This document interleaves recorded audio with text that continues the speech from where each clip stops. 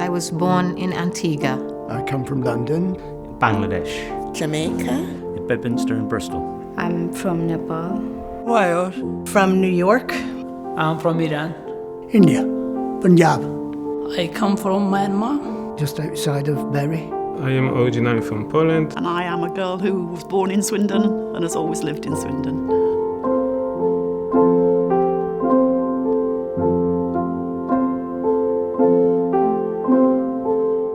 The reason I come here when I was 13, I was sent here by the Great Western Railway because I got a job cleaning engines. I was down in Wales living, and there's nothing down there.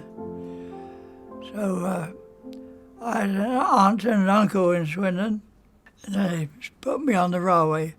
I mean, it was just Swindon. Everybody was connected to the railway. The families on the railways was like the mining industry. When the sons were born, when they leave school, where are they going to go? In the valleys, they're going down the pits with their fathers. We were the same. Our fathers were on the railway and we come on the railway. I mean, Swindon Works was renowned for quality of engineering. Well, I never actually worked for Great Western. It was British Railways, because I started working for them in 1961. The place was Victorian, Dickensian, if you like. It was, to me, it was squalor, but I mean, it was the conditions that they had to work. Although I said I enjoyed the work, I now don't miss the work. What I miss is the people. I never really knew my father until I started working in the same shop as him. Well, we never worked together because there was an unwritten rule within the works that father and son never worked together. My mum had to give up her job when she got married. Dad worked in the railway factory, but Mum worked for Will's cigarette factory, and they didn't employ married women. I got 23 different jobs in Swindon. Every factory, 2 times, 3 times, RA Leicester, Plessis, Drive-In, Archivises. If you start writing, it take a month. Leaving home at 26 to come to a foreign country. You miss all the things. You miss your family. I miss my mother most of all. Specifically after the Second World War, when Britain called in from all over the world, all the Commonwealth nationals to come and rebuild the country. That's when our forefathers came in the 50s and 60s. Nobody knew of us coming over. So when we came, it was like aliens, and we were treated like aliens. And then you'd see notice put on it, no blacks, no dogs, no Irish. Well, when we came first, there was a little bit of bad words, and again, we lived through it. What bring me here? My second marriage. I actually followed my wife. I left Jamaica on a Thursday, and I started to work on a Friday. And from then I've been working till I retired last month. 72, when I came to Swindon to live. I did like it. I came up for a week holiday with my cousins, and after viewing the place, I like it. And when I came and saw it, I said, this is the place I want to bring my children up. Because the houses are smaller and cleaner, and the farm, pure farm, just Regent Street was the main street. And I can remember one winter saying to my mum, when's this winter ever going to end? I think that must be 1947. So on a Saturday night, you'd bring the bath in, and my mum had got the copper going, because you had a copper for washing it. So you pour the water up in that, and then you'd have a bath sat in the middle of the kitchen. We used to catch tiddlers, put them in a jam jar, and take them home. Mum used to put them down the drain. Playing with my brothers and sisters, cousins, and then we could run to grandma and run back to mom when anything goes wrong and so on. That's a lovely memory. You'll never forget that. We didn't have a great deal. I mean, toys were almost unobtainable. If you wanted a bicycle, you basically got spare parts and made your own. As a singer, I had to go to St Paul's Cathedral. We all went to the special BE service. I sang in the choir, and there was in front of me Winston Churchill, King George VI, Princess Elizabeth. When we was younger, when we was kids, teenagers, when the town was a lot smaller, when we played football with the local teams, you used to know nearly everybody up the town, you know, when you walk around. And we used to play in the streets. The area I lived, there was only one car in one of the roads and there was a car and a motorcycle in the other road. It was considered really important that you looked nice when you went out. Was also considered extremely important that you didn't play out in the streets on a Sunday.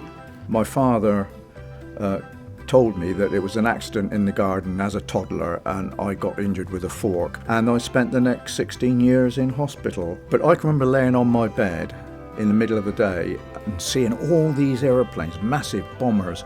Now where they went off in great formations, of course they come back in dribs and drabs, and many of them were shot up. And I can remember one particular American plane coming back over very, very low, and it was limping.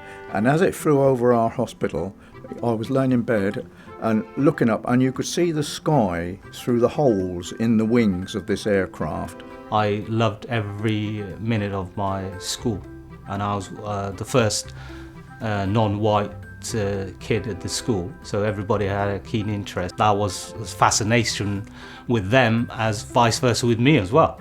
The dance halls, we used to go roller skating up the Locarno and Majestic Ballroom, and we used to go swimming at swimming baths. I moved to Swindon in the early 70s, ostensibly for somewhere to live and to work. I wasn't getting on very well at home, and I thought, well, I'll start afresh. And I was surprised, I stayed. From where I came from, this was like a huge metropolis at the time. We came to Swindon because two of my sisters were already living here and we were looking for jobs, and there were more jobs down in Swindon for accountants, which is what my husband had just qualified as. Spent 8 years in the post office, so I was offered a transfer up to Swindon. I met my husband, so I met him at work. He's British. He came over to work where I was working in America. And I never thought, to be very honest, that I would wind up in England, but it just turned out that his job brought him back here, and so I came back here. But I am still here 27 years later. Ministers that came down from England to be part of the Methodist Church in the Caribbean, and one of the English ministers fancied me. You're in the dance hall and you just ask. That's where I met my wife, in the Regal dance hall. She was talking to another man, and I took her away. I was 21. When I met my wife, she was 16. And my mum wasn't very happy about that because of the age difference. I was in the choir and he was in the pulpit. And then I thought, bit of all right. I seen the photograph, she looked nice, so I said, come on over. Courted for 3 years and got married in 1960.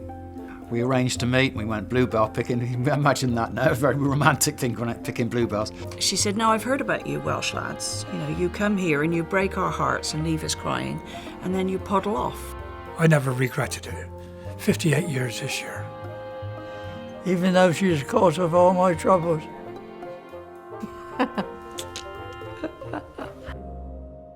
1963, we moved to Swindon. My father had a job in PMH, Princess Margaret's Hospital. When I first came here, there was still 7,000 people working in the railway works, let alone Vickers Supermarine and Garrards, and then there was just jobs everywhere, and there still is today, but different styles of jobs, obviously. I was in Poland in 2005.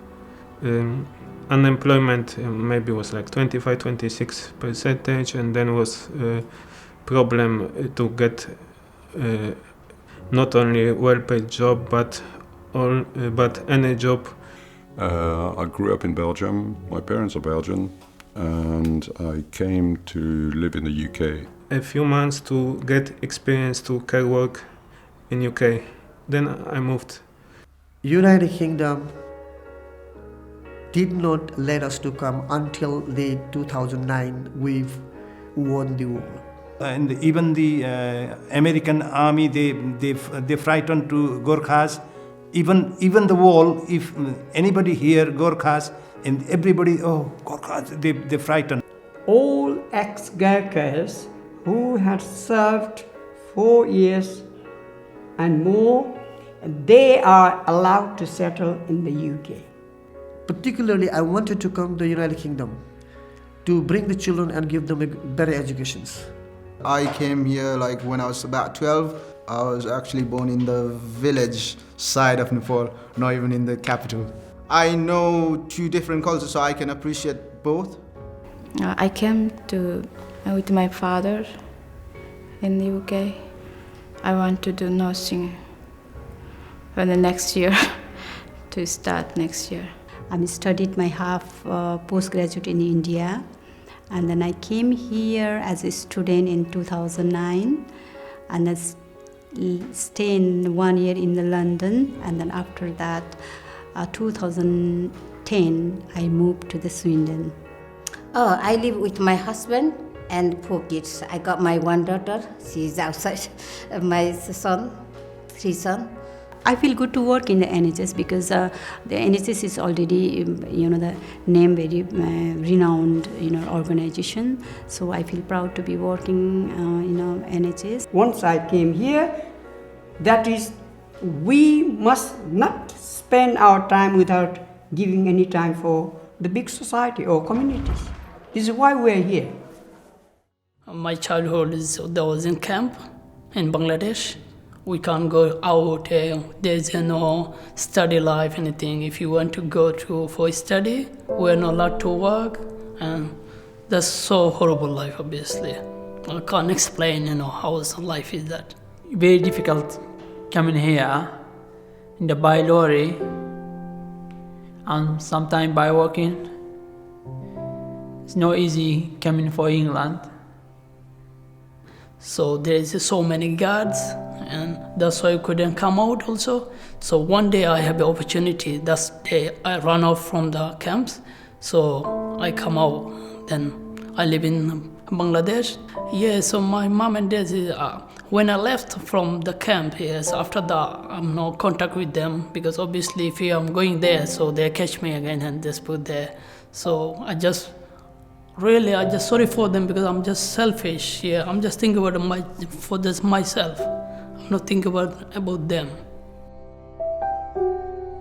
I would like the world to be at peace. I would like to stop people arguing and fighting and warring and being hateful to one another.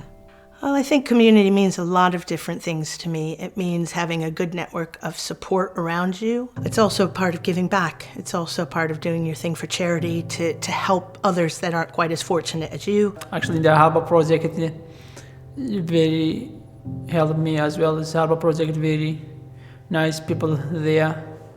The community here is people of the same mind, meeting together, doing things, eating, chatting, and so on. That's community to me. When you're at school, you think, oh, then when you're 40, 50, you're old. But when you get to 40 and 50, you're not. You're still quite young in yourself. I'm still old, but my habit is not old. I hate being 50 and I don't want to be 60. What can I say? I want to be younger. If I can grow old gracefully and healthily. I don't feel old yet. I don't feel I'm old. Not at the moment.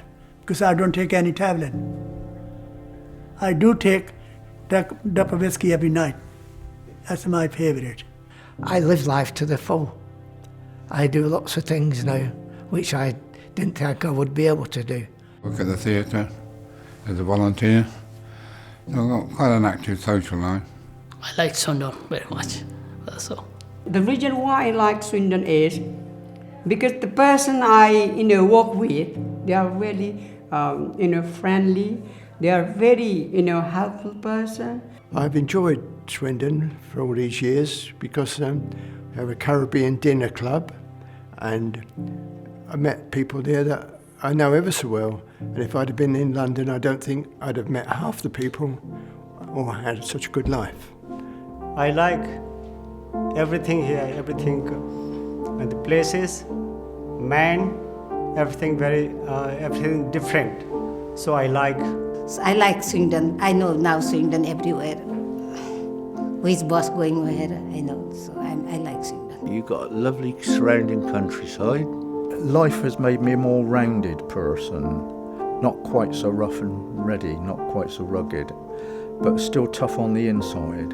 Once I got to Swindon and found my feet and toughened up a little bit, I think Swindon was shaped me for the way I am today. And it's nice to see it develop and become such a diverse place.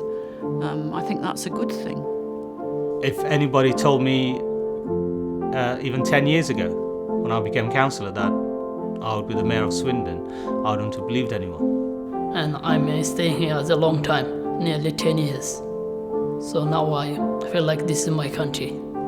So this is my home, my children at the branch, my branch. I like it here, because I made a life here. But to live in the UK is just like a move from one of my house to another house. Because now I got this really good life at the moment. I love to see people happy. Whatever I can do to make them happy, I always do it. You have to have it in yourself. I think there is no outside influences of being happy. I think really it has to come from within. You look after yourself, work hard, live good. Proudest moment when I became a dad. When I got married, and when I became a dad. It took 8 years to get my daughter. And best thing I ever had.